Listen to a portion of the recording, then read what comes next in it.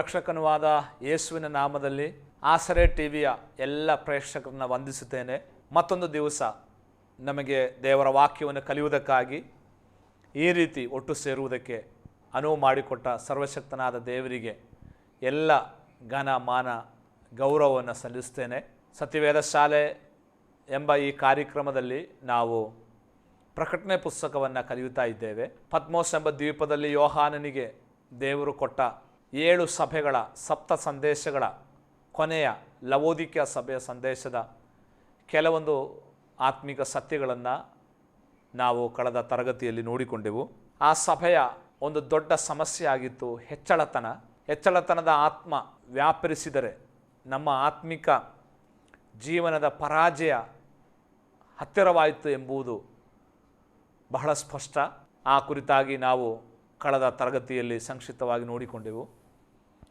ಇವತ್ತು ಅದೇ ಭಾಗವನ್ನು ಮುಂದುವರಿಸಿ ಅವರ ಎರಡನೇ ಸಮಸ್ಯೆ, ಅವರು ಆತ್ಮಿಕ ಸಂಗತಿಗಳಲ್ಲಿ ಅರಿವಿಲ್ಲದಂಥವರಾಗಿದ್ದರು. ಅರಿವಿನ ಸಮಸ್ಯೆ, ಒಂದು ಹೆಚ್ಚಳದ ಸಮಸ್ಯೆ, 2 ಅರಿವಿನ ಸಮಸ್ಯೆ. ಅವರು ಹಿಂಜಾರುತ್ತಾ ಇದ್ದಾರೆ, ಅವರ ಆತ್ಮಿಕ ಜೀವಿತ ಹಿಂಜಾರುವಿಕೆಯಲ್ಲಿದೆ ಎಂಬುದನ್ನು ಅವರು ಅರಿಯದೇ ಹೋದರು. ಅವರು ತಮ್ಮ ಕುರಿತಾಗಿ ಇಟ್ಟಿರುವ ಅಭಿಪ್ರಾಯಕ್ಕೆ ಬಹಳಷ್ಟು ವಿರೋಧವಾಗಿತ್ತು ಅವರ ಕುರಿತಾಗಿ ದೇವರ ಅಭಿಪ್ರಾಯ. ಅವರು ತಮ್ಮ ಕುರಿತು ಬಹಳ ಉನ್ನತ ಅಭಿಪ್ರಾಯ ಹೊಂದಿದವರಾಗಿದ್ದರು, ಆದರೆ ಅವರ ಅಭಿಪ್ರಾಯಕ್ಕಿಂತ ಬಹಳಷ್ಟು ವಿರುದ್ಧವಾಗಿತ್ತು ದೇವರು ಅವರ ಮೇಲೆ ಇಟ್ಟಿರುವಂತಹ ಆ ಅಭಿಪ್ರಾಯ. 17ನೇ ವಾಕ್ಯದಲ್ಲಿ ನೀನು ನಿನ್ನ ವಿಷಯದಲ್ಲಿ ನಾನು ಐಶ್ವರ್ಯವಂತನು, ಸಂಪನ್ನನು, ಒಂದರಲ್ಲಿಯೂ ಕೊರತೆ ಇಲ್ಲದವನು ಎಂದು ಹೇಳಿಕೊಳ್ಳುತ್ತಿ, ಆದರೆ ನೀನು ಕೇವಲ ದುರವಸ್ಥೆಯಲ್ಲಿ ಬಿದ್ದಿರುವಂಥವನು, ದೌರ್ಭಾಗ್ಯನು, ದರಿದ್ರನು, ಕುರುಡನು, ಬಟ್ಟೆ ಇಲ್ಲದವನು ಆಗಿರುವುದನ್ನು ತಿಳಿಯದೇ ಇದ್ದಿ. ಅವರ ಕುರಿತು ದೇವರು ಇಟ್ಟಿರುವ ಅಭಿಪ್ರಾಯ ಅವರು ತಿಳಿಯದೇ ಹೋದರು. ಅವರ ಸ್ಥಿತಿ ಬಹಳ ಶೋಚನೀಯವಾಗಿತ್ತು. ನಾವು ಅನೇಕ ಸಾರಿ ಕರ್ತನು ನಮ್ಮ ಮೇಲೆ ಇಟ್ಟಿರುವ ಅರಿವಿಗಿಂತ ನಮ್ಮ ಸ್ವಂತ ಆತ್ಮಿಕ ಸ್ಥಿತಿಯ ಕುರಿತಾಗಿ ನಾವು ಉನ್ನತ ಅಭಿಪ್ರಾಯವನ್ನು ಹೊಂದಿ ಜೀವನ ಮಾಡ್ತಾ ಇದ್ದೇವೆ. ಕರ್ತನಿಗೆ ನಮಗಿರುವುದಕ್ಕಿಂತ ಉನ್ನತವಾದ ಅಭಿಪ್ರಾಯ ನಮಗೆ ನಮ್ಮ ಆತ್ಮಿಕ ಜೀವನದ ಬಗ್ಗೆ ನಾವು ಇಟ್ಕೊಂಡಿದ್ದೇವೆ. ಅಂತಹ ಒಂದು ಅನುಭವದಲ್ಲಿ ನಾವು ಹಾದು ಹೋಗುತ್ತಿರುವುದಾದರೆ ನಾವು ಮಾನಸಾಂತರ ಪಡುವುದಕ್ಕೆ ಯಾವುದೇ ಆಸ್ಪದ ಉಂಟಾಗುವುದಿಲ್ಲ. ನಿಮ್ಮ ಕುರಿತು ದೇವರು ಇಟ್ಟಿರುವುದಕ್ಕಿಂತ ಉನ್ನತವಾದ ಒಂದು ಮನೋಭಾವನೆ ನಿಮ್ಮ ಕುರಿತಾಗಿ ನಿಮಗಿರುವುದಾದರೆ ನೀವು ಯಾವತ್ತೂ ದೇವರನ್ನು ಮೆಚ್ಚಿಸುವುದಕ್ಕೆ ಸಾಧ್ಯವಿಲ್ಲ. ನಿಮ್ಮ ಬಗ್ಗೆ ದೇವರಿಗೆ ನಿರೀಕ್ಷೆನೇ ಇಲ್ಲ. ಕಾರಣ ನಿಮಗೆ ನಿಮ್ಮ ಮೇಲೆ ದೊಡ್ಡ ಆತ್ಮಿಕ ಅಭಿಪ್ರಾಯ ಇರುವುದರಿಂದ ನಿಮ್ಮ ತಪ್ಪೇನು, ನೀವು ಎಲ್ಲಿ ಬಿದ್ದಿದ್ದೀರಿ, ನಿಮ್ಮ ಆತ್ಮಿಕ ಅನುಭವ ಏನೆಂಬುದಾಗಿ ನೀವು ಎಂದಿಗೂ ತಿರುಗಿ ನೋಡುವವರಲ್ಲ. ಯಾಕಂದರೆ ನಿಮ್ಮ ಮನಸ್ಸಿನಲ್ಲಿ ನಿಮ್ಮ ಬಗ್ಗೆ ಬಹಳ ದೊಡ್ಡ ಅಭಿಪ್ರಾಯ. ನಾನು ಪ್ರಾರ್ಥನೆ ಮಾಡುವವನು, ನಾನು ಉಪವಾಸ ಮಾಡುವವನು, ನಾನು ದೇವರ ವಾಕ್ಯ ಕಲಿಯುವವನು, ನಾನು ದಾನ ಧರ್ಮ ಮಾಡುವವನು. ನಿಮ್ಮ ಬಗ್ಗೆ ದೇವರಿಗೆ ನಿಮ್ಮ ಮೇಲೆ ಇರುವುದಕ್ಕಿಂತ ದೊಡ್ಡ ಅಭಿಪ್ರಾಯ ನಿಮಗೆ. ಮತ್ತು ಹೇಗೆ ನಿಮ್ಮ ತಪ್ಪಿನ ಕುರಿತಾಗಿ ನಿಮಗೆ ಅರ್ಥವಾಗ್ತದೆ? ಇವರಿಗೆ ಬಂದದ್ದು ಅವರ ಕುರಿತಾಗಿರುವ ಆತ್ಮಿಕ ಅರಿವಿನ ದೊಡ್ಡ ಸಮಸ್ಯೆ ಅವರಿಗೆ ಉಂಟಾಯಿತು. ಅದು ಅವರನ್ನು ಆತ್ಮಿಕವಾಗಿ ಅಹಂಕಾರಕ್ಕೆ, ಹೆಚ್ಚಳತನಕ್ಕೆ ನಡೆಸಿತು. ನಿಮ್ಮ ಆತ್ಮಿಕ ಜೀವಿತದ ಕುರಿತಾಗಿರುವ ಅಭಿಪ್ರಾಯ ದೇವರಿಂದ ತಿಳಿಯುವುದಕ್ಕಾಗಿ ಎಂದಾದರೂ ನೀವು ಶ್ರಮಿಸಿದ್ದೀರಾ? ದೇವರೇ, ನನ್ನ ಜೀವಿತದ ಕುರಿತಾಗಿರುವ ನಿನ್ನ ಅಭಿಪ್ರಾಯ ಏನು ಎಂಬುದಾಗಿ ನೀವು ಯಾವತ್ತಾದರೂ ಪ್ರಾರ್ಥನೆಯಲ್ಲಿ ದೇವರೊಟ್ಟಿಗೆ ಕೇಳಿಕೊಂಡಿದ್ದೀರಾ? ಒಂದು ವೇಳೆ ಇಲ್ಲದಿದ್ದರೆ ಈ ತರಗತಿ ಮುಗಿದು ನೀವು ಬಹಳ ಶಾಂತವಾಗಿ ಒಂದು ನಿಮಿಷ ಪ್ರಾರ್ಥನೆ ಮಾಡಿ ನೋಡಿರಿ. ದೇವರೇ, ನನ್ನ ಬಗ್ಗೆ ನಾನು ಬಹಳ ಹೆಮ್ಮೆ ಪಡುತ್ತೇನೆ, ನಾನೊಬ್ಬ ಆತ್ಮಿಕನೆಂಬುದಾಗಿ ನನ್ನ ಬಗ್ಗೆ ಉನ್ನತ ಅಭಿಪ್ರಾಯ ಉಳ್ಳವನು. ಆದರೆ ನಾನು ನೆನೆಸುವ ರೀತಿಯಲ್ಲಿ ನನ್ನ ಕುರಿತು ನೀನು ಅಭಿಪ್ರಾಯ ಪಡುತ್ತಾ ಇದೆಯೋ? ಅಲ್ಲ, ನನ್ನ ಕುರಿತು ನಿನ್ನ ಅಭಿಪ್ರಾಯವೇನು ದೇವರೇ ಎಂಬುದಾಗಿ ಯಾವತ್ತಾದರೂ ಪ್ರಾರ್ಥನೆ ಮಾಡಿದ್ದೀರಾ? ಹಾಗೆ ಮಾಡಿ ನೋಡಿರಿ. ಆವಾಗ ನಿಮ್ಮ ನೀವು ಯಾವ ಸ್ಥಿತಿಯಲ್ಲಿ ಇದ್ದೀರಿ ಎಂಬುದು ನಿಮಗೆ ಅರ್ಥವಾಗುವಂಥದ್ದಾಗಿದೆ. ಫಿಲದೆಲ್ಫಿಯಾ ಸಭೆ ಹೇಗಿತ್ತೋ ಅದೇ ರೀತಿ ಲವೋದಿಕ್ಯ ಸಭೆಗೂ ಅವರ ಒಳಗಡೆ ಒಂದು ಬೆಂಕಿ ಇತ್ತು. ಆದರೆ ಹಿಂಜಾರಿದ ಆತ್ಮಿಕ ಜೀವಿತದ ಕುರಿತು ಅವರಿಗೆ ಶ್ರದ್ಧೆ ಇಲ್ಲದೆ, ಅರಿವಿಲ್ಲದೆ ಹೋದದ್ದರಿಂದ ಅವರು ಬಹಳಷ್ಟು ಹೀನಾಯವಾದ ಆತ್ಮಿಕ ಮಟ್ಟವನ್ನು ಕಾಪಾಡಬೇಕಾಗಿ ಬಂತು. ಪೇತ್ರನು ಬರೆದ 2ನೇ ಪತ್ರಿಕೆ 2ನೇ ಅಧ್ಯಾಯ 21ನೇ ವಚನದಲ್ಲಿ ಪೇತ್ರನು ಹೇಳ್ತಿದ್ದಾನೆ, ನೀವು ಸತ್ಯವನ್ನು ತಿಳಿಯದೇ ಹೋಗಿದ್ದರೆ ನಿಮಗೆ ಸಮಸ್ಯೆ ಇರ್ತಿರಲಿಲ್ಲ.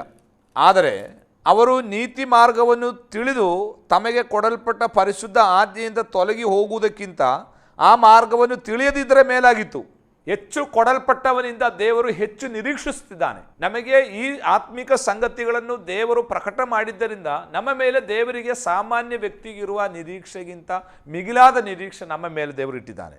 ಲವೋದಿಕೀಯ ಸಭೆಯವರು ಬಹಳಷ್ಟು ದೇವರ ವಾಕ್ಯ ಗೊತ್ತಿರದವರಾಗಿದ್ದರಿಂದ ಎಲ್ಲರಿಗಿಂತ ಮಿಗಿಲಾದ ನಿರೀಕ್ಷೆ ದೇವರಿಗೆ ಆ ಸಭೆಯ ಮೇಲಿತ್ತು. ಆದರೆ ದೇವರ ನಿರೀಕ್ಷೆ ಹುಸಿಯಾಗಿ ಹೋಯಿತು. ದೇವರ ನಿರೀಕ್ಷೆಗ ಮಟ್ಟಕ್ಕೆ ತಕ್ಕಂತೆ ಅವರಿಗೆ ಬೆಳೀಲಿಕ್ಕೆ ಸಾಧ್ಯವಾಗಲಿಲ್ಲ. ಇಂತಹ ಸಮಸ್ಯೆ ಬರುವಾಗ ದೇವರು ಏನು ಮಾಡುತ್ತಾನೆ? ಲವೋದಿಕೀಯ ಸಭೆಗೆ ಹೇಳ್ತಾ ಇದ್ದಾನೆ, ನಾನು ನಿನ್ನನ್ನು ನನ್ನ ಬಾಯಿಯಿಂದ ಕಾರಿ ಬಿಡ್ತೇನೆ. I will omit you. ಕಾರಿ ಬಿಡ್ತೇನೆ. ಸಾಮಾನ್ಯವಾಗಿ ನಾವು ವಾಂತಿ ಮಾಡುವುದು ಯಾವುದನ್ನು? ನಾವು ಊಟ ಮಾಡಿದೆವು, ಆದರೆ ಅದು ಹೊಟ್ಟೆಯೊಳಗೆ ಸರಿಯಾಗಿ ಜೀರ್ಣಿಸಲಿಲ್ಲ. ನಾವು ಆಹಾರ ಸೇವಿಸುವುದು ಹೊಟ್ಟೆಯೊಳಗೆ ಹೋಗಿ ಜೀರ್ಣಿಸಿ ಅದು ನಮ್ಮ ಶರೀರದ ಭಾಗವಾಗಬೇಕೆಂಬ ಉದ್ದೇಶದೊಡನೆ ನಾವು ಆಹಾರ ಸೇವಿಸ್ತಾ ಇದ್ದೇವೆ. ನೀವು ಸೇವಿಸುವ ಆಹಾರ ಹೊಟ್ಟೆಯೊಳಗೆ ಜೀರ್ಣವಾಗಿ ಅದು ಶರೀರದ ಭಾಗವಾಗದೆ ಅಜೀರ್ಣವಾಗಿ ಅಲ್ಲೇ ಉಳಿದರೆ ಸ್ವಲ್ಪ ದಿವಸದೊಳಗೆ ಅಥವಾ ಸ್ವಲ್ಪ ಗಂಟೆಗಳೊಳಗೆ ಶರೀರ ಅದನ್ನು ರಿಜೆಕ್ಟ್ ಮಾಡ್ತದೆ. ಅದಕ್ಕೆ ವಾಂತಿ ಎಂಬುದಾಗಿ ನಾವು ಕರೀತೇವೆ. ನಾವು ಕರ್ತನಾದ ಯೇಸು ಕ್ರಿಸ್ತನನ್ನು ಸ್ವಂತ ರಕ್ಷಕನನ್ನಾಗಿ ಸ್ವೀಕರಿಸಿ ಕರ್ತನಿಗೋಸ್ಕರ ನಮ್ಮ ಜೀವಿತವನ್ನು ಸಮರ್ಪಿಸಿದಾಗ, ಒಪ್ಪಿಸಿಕೊಟ್ಟಾಗ ನಾವು ಸಂಪೂರ್ಣವಾಗಿ ದಹಿಸಲ್ಪಟ್ಟವರು. ನಮ್ಮಲ್ಲಿ ಅನೇಕರು ಇನ್ನು ನಾನಲ್ಲ, ನನ್ನಲ್ಲಿ ಕ್ರಿಸ್ತನು ಬದುಕಬೇಕೆಂಬ ಉದ್ದೇಶದೊಡನೆ ಕ್ರಿಸ್ತನನ್ನು ಸ್ವೀಕಾರ ಮಾಡಿಕೊಂಡವರು. ನಾವು ನಮ್ಮ ಸ್ವಯಂ ನಮ್ಮ ಈ ಶರೀರವು ಸಂಪೂರ್ಣ ದಹಿಸಿ ಕ್ರಿಸ್ತನ ಶರೀರದ ಭಾಗವಾಗಿ ಸೇರದೆ ನಾವು ನಾವಾಗಿ ಉಳಿದರೆ, ನಮ್ಮ ಸ್ವಯಂ ಜೀರ್ಣಿಸದೆ ನಾವಾಗಿ ಉಳಿದರೆ ಕ್ರಿಸ್ತನ ಸಭೆಯಿಂದ ನಾವು ಒಮಿಟ್ ಮಾಡ್ತೇವೆ, ನಾವು ತಿರಸ್ಕರಿಸಲ್ಪಡ್ತೇವೆ.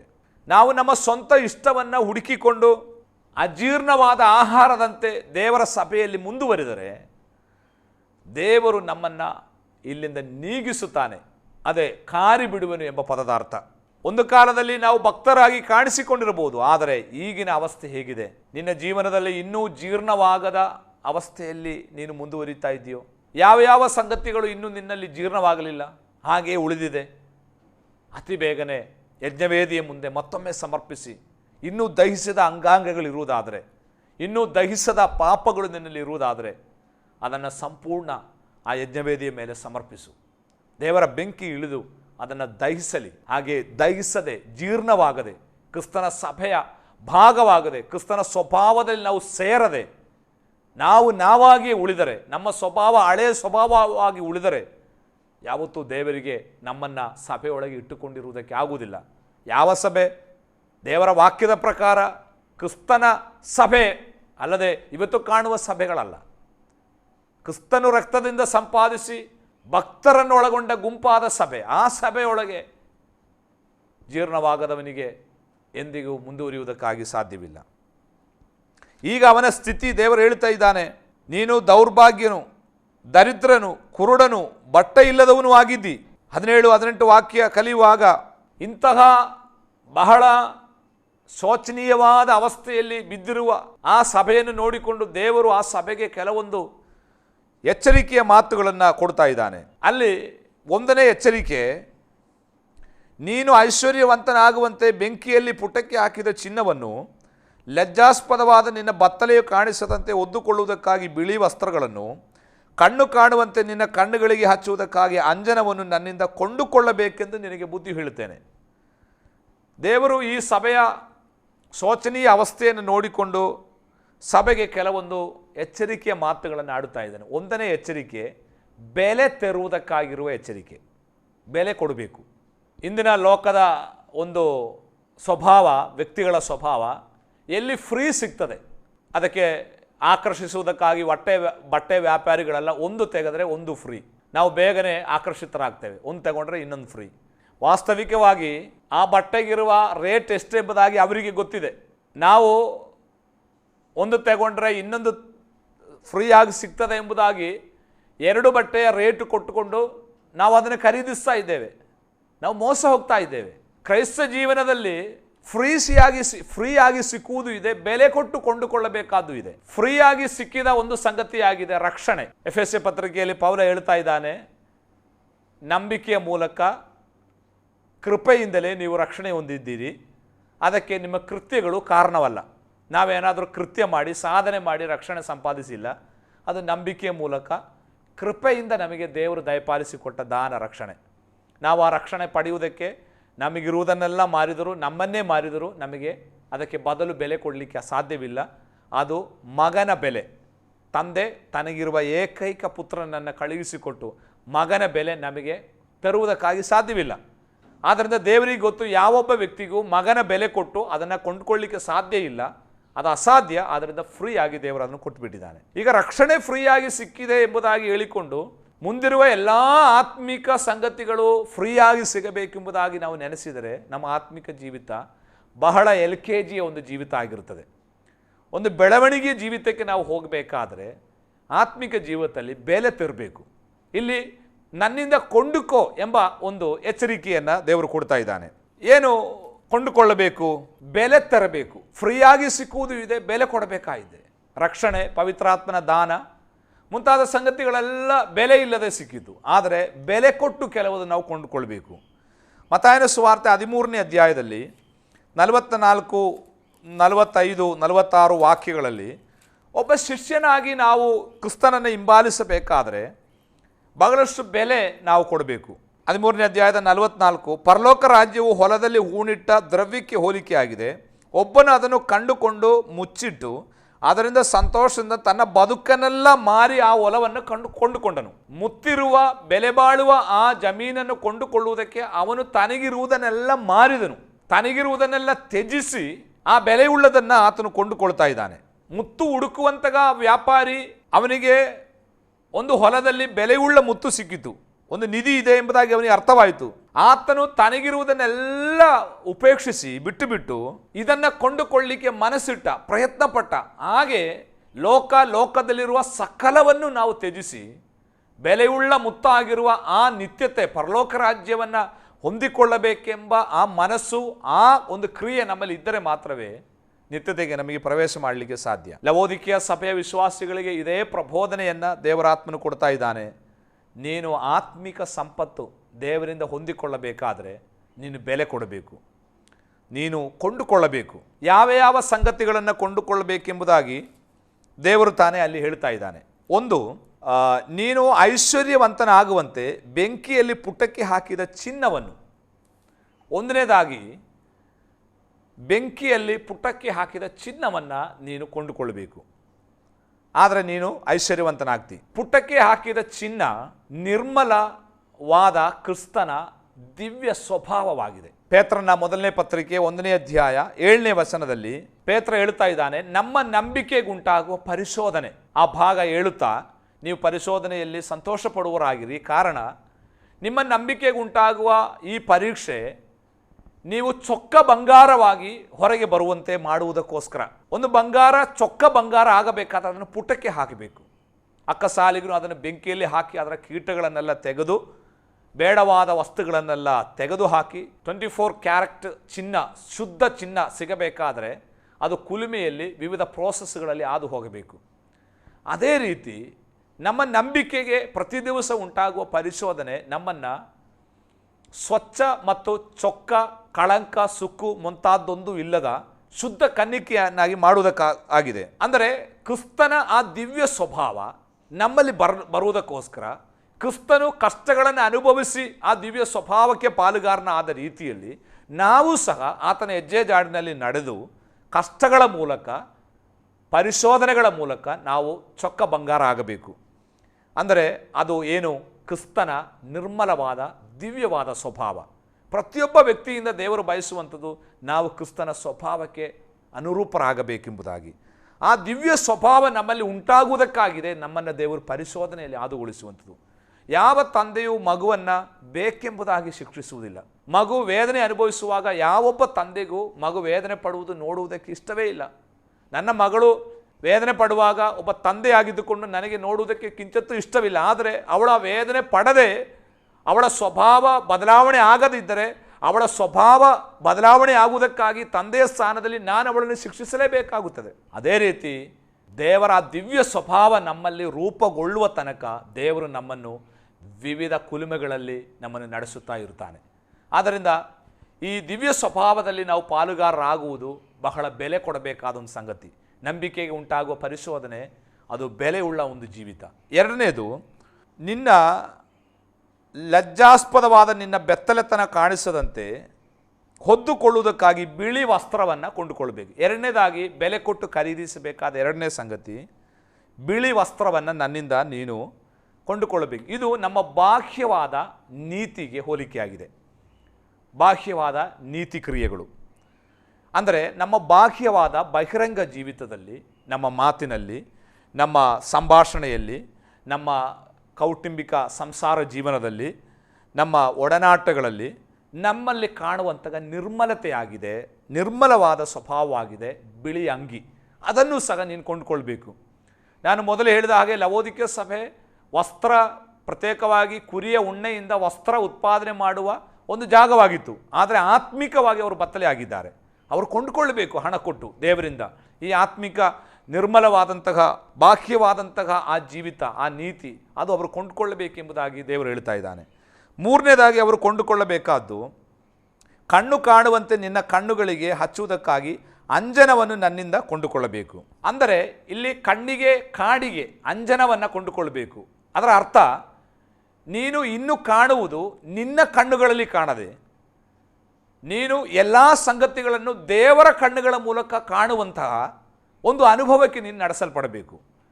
ನಮ್ಮಲ್ಲಿ ಉಂಟಾಗುವ ಪ್ರತಿ ಸಮಸ್ಯೆಗಳಿಗೆ ಕಾರಣ ನಾವು ಎಲ್ಲ ಸಂಗತಿಯನ್ನು ನಮ್ಮ ದೃಷ್ಟಿಕೋನದಲ್ಲಿ ನಾವು ನೋಡ್ತಾ ಇದ್ದೇವೆ. ನಮ್ಮ ಕಣ್ಣಿಗೆ ಕಾಣುವುದು ಸರಿ ಎಂಬುದಾಗಿ ನಾವು ನೋಡ್ತಾ ಇದ್ದೇವೆ.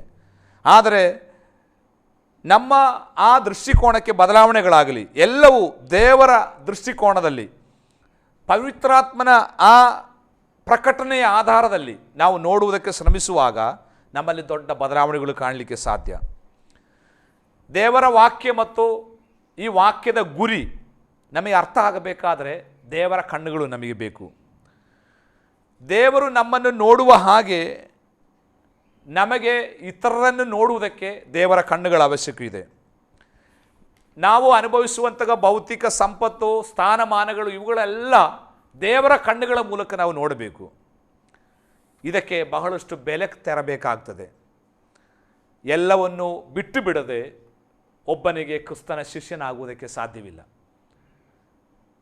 ಸುವಾರ್ತೆಗಳಲ್ಲಿ 7 ಸಾರಿ ಸ್ವಾಮಿ ಹೇಳಿದಂಥ ಒಂದು ಮಾತು, ತನ್ನ ಪ್ರಾಣವನ್ನು ಕಂಡುಕೊಳ್ಳುವವನು ಅಥವಾ ಉಳಿಸಿಕೊಳ್ಳುವವನು ಪರಲೋಕ ರಾಜ್ಯದಲ್ಲಿ ಅದನ್ನು ಕಳ್ಕೊಳ್ತಾನೆ. ಆದರೆ ಕ್ರಿಸ್ತನ ನಿಮಿತ್ತ ಯಾರು ತನ್ನ ಪ್ರಾಣವನ್ನು ಇಲ್ಲಿ ಕಳೆದುಕೊಳ್ತಾರೋ ಅವರು ಕ್ರಿಸ್ತನ ನಿಮಿತ್ತ ಅಲ್ಲಿ ಅದನ್ನು ಗೆದ್ದುಕೊಳ್ತಾರೆ. ಆದ್ದರಿಂದ ನಾವು ಬೆಲೆಯುಳ್ಳ ಒಬ್ಬ ವ್ಯಕ್ತಿಯಾಗಿ ಮಾರ್ಪಡಬೇಕಾದರೆ ಕ್ರೈಸ್ತ ಜೀವನದಲ್ಲಿ ನಾವು ಬೆಲೆ ತೆರಬೇಕಾಗ್ತದೆ. ಬೆಲೆ ಕೊಟ್ಟು ಕೊಂಡುಕೊಳ್ಳಬೇಕು. 3 ಸಂಗತಿಯನ್ನು ಅವರು ಬೆಲೆ ಕೊಟ್ಟು ಕೊಂಡುಕೊಳ್ಳಬೇಕೆಂಬುದಾಗಿ ಅಲ್ಲಿ ದೇವರಾತ್ಮನು ಹೇಳಿದ್ದಾನೆ.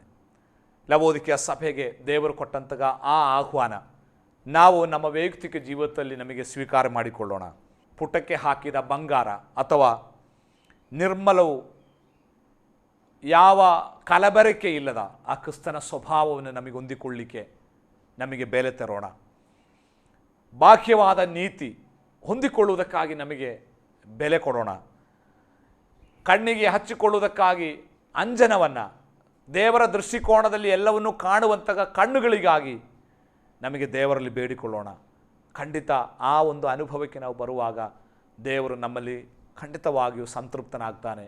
ಅದಕ್ಕಾಗಿ ಬಯಸುವವರು ನನ್ನೊಂದಿಗೆ ಸೇರಿ ಪ್ರಾರ್ಥನೆ ಮಾಡಿರಿ. ಕರ್ತನೇ, ನಾನು ಆತ್ಮಿಕ ಅರಿವುಳ್ಳವನಾಗಿ ನನ್ನ ಕುರಿತು ನಾನು ಅರಿತದ್ದಲ್ಲ, ನನ್ನ ಕುರಿತು ದೇವರು ಏನು ಅರಿತಿದ್ದಾನೆ, ನನ್ನ ಕುರಿತು ನಾನು ಕೊಡುವ ಆ ಬೆಲೆಗಿಂತ ನನಗೆ ದೇವರು ಎಷ್ಟು ಬೆಲೆ ಕೊಡುತ್ತಾನೆ ಎಂಬುದನ್ನು ನಾವು ಅರ್ಥ ಮಾಡಿಕೊಂಡು ಜ್ಞಾನಿಗಳ ಹಾಗೆ ಜೀವನ ಮಾಡುವುದಕ್ಕಾಗಿ ದೇವರು ಸಹಾಯ ಮಾಡಲಿ.